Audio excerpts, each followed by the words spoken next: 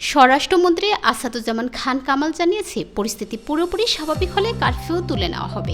সে পর্যন্ত সবাইকে একটু অপেক্ষা করতে বলেছেন তিনি। শুক্রবার রাতে নিজ বাসভবনে বিভিন্ন আইন শৃঙ্খলা রক্ষাকারী বাহিনীর সঙ্গে বৈঠক শেষে এক সংবাদ সম্মেলনে এসব কথা জানান স্বরাষ্ট্রমন্ত্রী আসাদুজ্জামান খান। বলেন, কারফিউ শিথিল করা যায় কিনা আমরা দেখছি। পুলিশ, বিজিবি, সেনাবাহিনী কাজ করছে।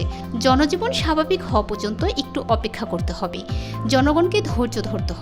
এ বিষয়ে শনিবার আলোচনা সাপেক্ষে সিদ্ধান্ত হতে পারে বলেও জানান তিনি। এ সময় আন্দোলনের নামে নৃশংস হত্যাযজ্ঞ হয়েছে উল্লেখ করে তিনি আরও বলেন, দেশের এই ক্ষতির দায় কে নেবে? বিএনপি বলছে সহিংসতার মধ্যে তারা নেই, তাহলে কে করেছে? এটা জনগণের প্রশ্ন। স্বরাষ্ট্রমন্ত্রী আসাদুজ্জামান এ সময় কোটা আন্দোলনের সমন্বয়কদের আটক বা গ্রেপ্তার করা হয়নি বলেও জানান। তিনি বলেন, কোটা আন্দোলনকারী নেতারা নিজেরাই নিরাপত্তাহীনতায় ভুগছেন। তাদের নিরাপত্তার জন্যই আইন শৃঙ্খলা বাহিনীর পক্ষ থেকে ডাকা হয়েছে। জিজ্ঞাসাবাদ শেষে পরবর্তী ব্যবস্থা নেওয়া হবে। উল্লেখ্য, কোটা সংস্কার আন্দোলন ঘিরে সারা দেশে সহিংসতার জেরে গত 19 জুলাই দিবাগত রাত 12টা থেকে সেনাবাহিনী মোতায়েন করে কারফিউ জারি করে সরকার। এ সময় গত শুক্র ও শনিবার সাপ্তাহিক ছুটির পর রোববার, সোমবার ও মঙ্গলবার পর্যন্ত 3 দিন নির্বাহী আদেশে সাধারণ ছুটি ঘোষণা করা হয়।